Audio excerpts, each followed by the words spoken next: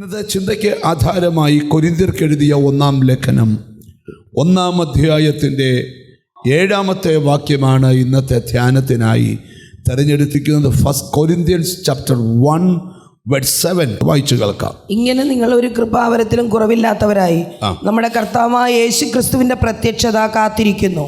ധന്യനായ പൗലോസ് കൊരിന്തിലെ സഭയ്ക്ക് ലേഖനം എഴുതുമ്പോൾ ആ സഭയിലുള്ളവരെ കുറിച്ച് പൗലോസ് പറയുകയാണ്, നിങ്ങൾ ഒരു കൃപാവരത്തിനും കുറവില്ലാത്തവരായി കർത്താവിൻ്റെ വരവിനെ കാത്തിരിക്കണം.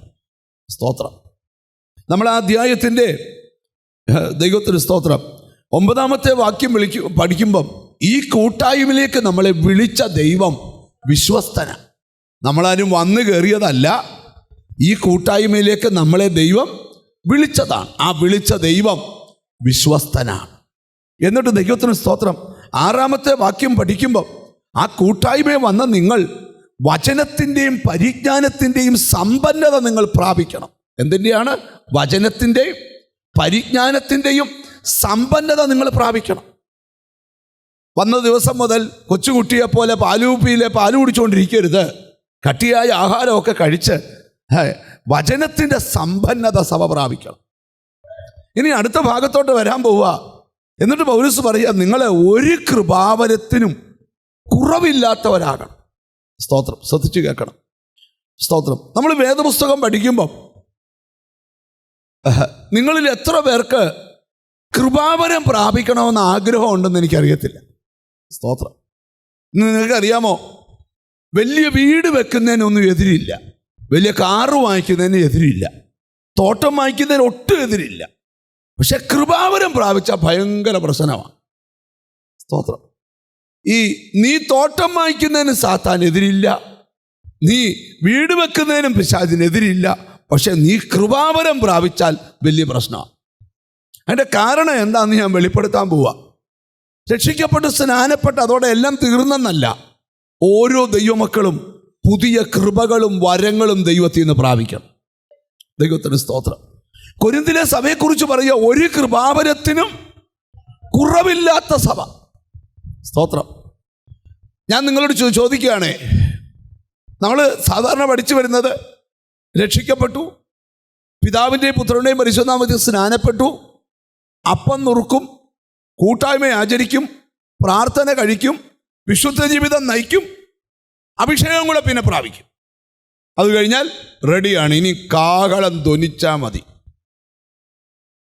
ഇനി വേദപുസ്തകത്തിന് നമ്മൾ മനസ്സിൽ വെച്ചേക്കുന്ന കാര്യം, ഇനി ബൈബിളിൻ്റെ പഠിപ്പിക്കൽ വരുമ്പോൾ സ്തോത്രം, അതുകൊണ്ട് ഒതുങ്ങാൻ പാടില്ല. പുതിയ കൃപകൾക്ക് വേണ്ടി കൊതിക്കണം. സ്തോത്രം. കർത്താവിൻ്റെ വരവ് നോക്കി പാർക്കുമ്പോൾ തന്നെ എന്തുണ്ടാകണം? നിങ്ങളുടെ അകത്ത് കൃപാവരം ഉണ്ടാകണം. എന്തുണ്ടാകണം? ചിലർ പറയും, നമ്മൾ ഇനിയും കൃപാവരമൊക്കെ വാങ്ങിച്ചു വല്ലവരുടെയൊക്കെ മുഷി എന്തിനാ സ്തോത്രം സമ്പാദിക്കുന്നത്. ഇങ്ങനെയൊക്കെ നമുക്ക് അങ്ങ് പ്രാർത്ഥിച്ചു പോയാൽ നമ്മളെക്കുറിച്ച് ആരും ഒന്നും പറയത്തുമില്ല, നമുക്ക് മോശമായൊരു കാര്യം ഉണ്ടാകത്തുമില്ല. ഇപ്പം ആരെ കാണിക്കാനാണ് ഈ കൃപയൊക്കെ? അങ്ങനൊന്നും ചിന്തിക്കരുത്. അതെന്താന്ന് ഒന്ന് ധ്യാനിക്കാനാണ് ഇന്ന് ഈ വാക്യം എടുത്തിരിക്കുന്നത്. ദൈവത്തിന് സ്തോത്രം. നമുക്ക് ബൈബിളിൻ്റെ വെളിപ്പാടിലോട്ട് വരാം. ധന്യനായ പൗലോസ് തൻ്റെ ജീവിത അനുഭവത്തെ ഊന്നിയാണ് എക്കാലങ്ങളിലും ലേഖനത്തിനകത്ത് പരാമർശിക്കുന്നത്. ഒരാൾ കൃപാവരത്താൽ നിറയപ്പെട്ട ആളാണെങ്കിൽ നിശ്ചയമായും അദ്ദേഹത്തിൻ്റെ പഠിപ്പിക്കലിനകത്ത് കൃപാവരം നിങ്ങൾക്കും വേണമെന്ന് പഠിപ്പിക്കും.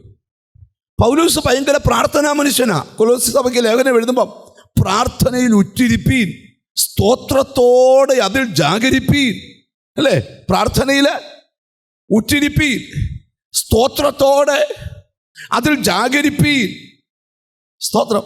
അതിൻ്റെ താഴോട്ട് നമ്മൾ പഠിക്കുമ്പോൾ കാരണമായ ക്രിസ്തുവിന്റെ മർമ്മം പ്രസ്താവിപ്പാൻ തക്കവണ്ണം ദൈവം ഞങ്ങൾക്ക് വചനത്തിന്റെ വാതിൽ തുറന്നു തരികയും, വചനത്തിന്റെ വാതിൽ തുറന്നു തരികയും ഞാൻ സംസാരിക്കേണ്ടവണ്ണം അതിനെ വെളിപ്പെടുത്തുകയും ചെയ്യേണ്ടതിന് ഞങ്ങൾക്ക് വേണ്ടിയും പ്രാർത്ഥിക്കുക. അപ്പൊ ഒരു കൂട്ടായ പ്രാർത്ഥന.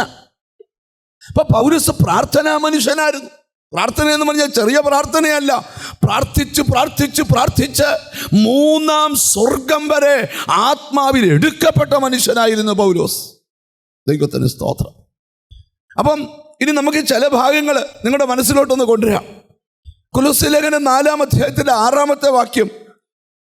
നിങ്ങളുടെ ഓരോരുത്തരോട് നിങ്ങൾ എങ്ങനെ ഉത്തരം പറയണമെന്ന് അറിയേണ്ടതിന് നിങ്ങളുടെ വാക്ക് എപ്പോഴും കൃപയോട് നിങ്ങളുടെ വാക്ക് എപ്പോഴും കൃപയോട് കൂടിയത്. അടുത്തിരിക്കുന്ന ആളോടൊന്ന് ചോദിച്ചത്, നിങ്ങളുടെ വാക്ക് കൃപയോട് കൂടിയതാണോ എന്നൊന്ന് ചോദിച്ചു. നമുക്ക് തുടങ്ങുക കേട്ടോ. നിങ്ങൾ പാസ്റ്റർ, ഇന്നലെ വൈകിട്ട് 7:45 ഞാൻ ഇച്ചിരി നേരത്തേക്ക് കൃപ മാറ്റി ഇങ്ങോട്ട് വെച്ചു. മിണ്ടുന്നില്ല കേട്ടോ. നിങ്ങളുടെ വായിൽ നിന്ന് വരുന്ന വാക്ക് എങ്ങനെ ആയിരിക്കണം? കൃപയോടുകൂടിയത്. ഉപ്പിനാൽ രുചി വരുത്തിയത്. കൃപയുള്ള വാക്ക് വരുത്താൻ പറ്റാത്ത ആൾക്കാരുണ്ടെങ്കിൽ ഇന്ന് തീരുമാനിച്ചു പോണം എന്ന് പറഞ്ഞാൽ മനസ്സിലായോ? ഇപ്പൊ ഭർത്താവും ഭാര്യയും കൂടെ വർത്താനം പറയാം, മോളെ എന്തോ ഉണ്ട്, കൃപ. കുഞ്ഞുങ്ങൾ എന്തോ പറയുന്നത്, കൃപ. അങ്ങനെ പറയണമെന്നല്ല, നിങ്ങൾ ശ്രദ്ധിച്ച് കേൾക്കണം. സ്തോത്രം. കൃപയ്ക്ക് കോട്ടം വരുന്ന ഒരു വാക്ക് പോലും നമ്മുടെ വായിൽ നിന്ന് വരരുത്. പറ്റുമോ? അങ്ങനെ പറ്റുമോ? അങ്ങോട്ട് സഹകരിച്ചേ. പറ്റുമോ? പറ്റണം. എന്തുവാ? ഞാൻ വലിയ കാര്യത്തിലോട്ട് നിങ്ങളുടെ മനസ്സിനെ കൊണ്ടുപോവാ. എന്തുവാ? പറ്റണം. പക്ഷെ ഈ ദേഷ്യം വരുമ്പോൾ മാത്രമേ ഉള്ളൂ എനിക്ക്, അല്ലാത്തപ്പോൾ അതിന്ന് പൊട്ടണം. നിന്റെ വായിൽ നിന്ന് വരുന്ന വാക്ക് എങ്ങനെ ആയിരിക്കണം? കൃപയോടുകൂടിയതും, അടുത്ത പറയാം ഉപ്പിനാൽ രുചി വരുത്തിയതുമായിരിക്കട്ടെ. ഈ ചിലരൊക്കെ വിഷം തൊടുമ്പളേ വിഷകാരി എടുക്കപ്പൊള്ളി വിഷക്കല്ല് വെച്ച് വിഷമിറക്കും പണ്ടൊക്കെ. എന്നിട്ട് വൈദ്യം പറയും, കഞ്ഞി കുടിച്ചോ, ഉപ്പ് തൊടരുത്. പാവയ്ക്കാത്തോരം കഴിച്ചോ, പിന്നെ വേണേ ഇന്ദുപ്പ്, അങ്ങനെയല്ലേ എൻ്റെ പേര്, ഇന്ദുപ്പ് വേണേ ഇച്ചിരി. നല്ല കൊശിയായിട്ട് ചിക്കനും മട്ടനും ഒക്കെ കഴിച്ച ആളെ ഉപ്പില്ലാത്ത കഞ്ഞി കുടിക്കുന്ന ഭാവം ഒന്ന് കണ്ടേ. വേണോ? ഇങ്ങനെ കുടിക്കുന്നവൻ്റെ കഞ്ഞിയിലോട്ട് ഇച്ചിരി ഉപ്പ് കൊടുത്താൽ മുഖഭാവം മാറുന്ന പോലെ ആയിരിക്കണം. നീ ഒരു വീട്ടിൽ ചെന്ന് അച്ചായ എന്ന് പറഞ്ഞ് 2 വർത്താനം പറഞ്ഞാൽ ആ വീട്ടിലുള്ളവൻ്റെ മുഖഭാവം മാറണം. അത് മാറണമെങ്കിൽ നിന്റെ അകത്ത് കൃപ വേണം. സ്തോത്രം. ഇനി നിങ്ങൾ ശ്രദ്ധിച്ചു. അപ്പം നമ്മുടെ വായിൽ നിന്ന് വരുന്ന വാക്ക് എന്തോ ആയിരിക്കണം എന്ന് പറഞ്ഞ് കൃപയോട് കൂടിയത് ആയിരിക്കണം. എഫെസ്യ ലേഖനം 4-ാം അധ്യായം 29-ാമത്തെ വാക്യം, കേൾക്കുന്നവർക്ക് കൃപ ലഭിക്കേണ്ടതിന് ആവശ്യം പോലെ ആത്മീക വർധനയ്ക്കായി നല്ല വാക്കല്ലാതെ ആകരുതാത്തതൊന്നും നിങ്ങളുടെ വായിൽ നിന്ന് പുറപ്പെടരുത്. നല്ലൊരു ഹല്ലേലൂയ പറഞ്ഞാട്ട് ഒന്ന് വായിച്ചു കേൾപ്പിക്കാമോ? കേൾക്കുന്നവർക്ക് കൃപ ലഭിക്കേണ്ടതിന് ആവശ്യം പോലെ ആത്മീക വർധനയ്ക്കായി നല്ല വാക്കല്ലാതെ ആകാത്തതൊന്നും. ഇതേ ഈ വാക്യത്തിലെ സാരാംശം ഇത്രയേ ഉള്ളൂ. നിങ്ങൾ നിങ്ങളുടെ അധരത്തെ നന്നായി സൂക്ഷിക്കണം. കൃപ ചോർത്തിക്കളയുന്ന രീതിയിലുള്ള സംസാരങ്ങൾ, കൃപ ചോർത്തിക്കളയുന്ന രീതിയിലുള്ള ഇടപെടലുകൾ ഒരു കാരണവശാലും നിങ്ങളിൽ പാടില്ല. നല്ലൊരു ഹല്ലേലൂയ പറഞ്ഞാട്ട്. അപ്പോൾ ചിലർ ചോദിക്കും, പാസ്റ്ററെ ഭാര്യയും ഭർത്താവും കൂടെ വഴക്ക് പോലും ഉണ്ടാക്കാൻ പറ്റത്തില്ലയോ? പറ്റത്തില്ല. സ്തോത്രം. അത്രയും പറഞ്ഞ് ഞാൻ അവിടെ വിടുക. ഈ പൗലോസ് കൃപാവരങ്ങളെ കുറിച്ച് അവിടെ എല്ലാവരും ചില വലിയ വിഷമമൊക്കെ വരുന്നല്ലോ, വലിയ കുഴപ്പമുണ്ടായോ? ഭാര്യയും ഭർത്താവും കൂടെ ഒരു വഴക്ക് പോലും ഉണ്ടാക്കാൻ പാടില്ല. കാര്യം നിങ്ങൾ രക്ഷിക്കപ്പെട്ടവരാ. അപ്പുറത്തെ ചാക്കോ അതറിയത്തില്ല, നിങ്ങളുടെ കാര്യം നോക്കാം. മിണ്ടുന്നില്ലല്ലോ. സ്തോത്രം. ശ്രദ്ധിക്കണേ, അങ്ങനെ ജീവിക്കണം. എന്തിനാ? കൃപ കളയാതിരിക്കാനാ. ചിലർക്ക് ഈ മഴക്കാലം പോലെ 6 മാസം ഭയങ്കര കൃപയാ. 6 മാസം ഇതൊന്നും നോക്കി നമ്മളെ കൊണ്ടൊന്നും പറ്റത്തൊന്നുമില്ല. അങ്ങനെ പോകരുത്. നിങ്ങൾ ശ്രദ്ധിക്കണം. ഈ പൗലോസ് അതിന് പറയും. അതുകൊണ്ടായി പൗലോസ് പറയുന്നത്, ഒരു സഭയ്ക്കകത്ത് സ്തോത്രം കയറി വന്ന് ഒരു പാട്ടുപാടി കൈയടിച്ചേച്ച് ആരാധന കഴിഞ്ഞ് പോകുവല്ല, മറിച്ച് ദൈവമക്കൾക്ക് കൃപ പ്രാപിക്കാൻ കൊതി വേണം. എന്തുവാ?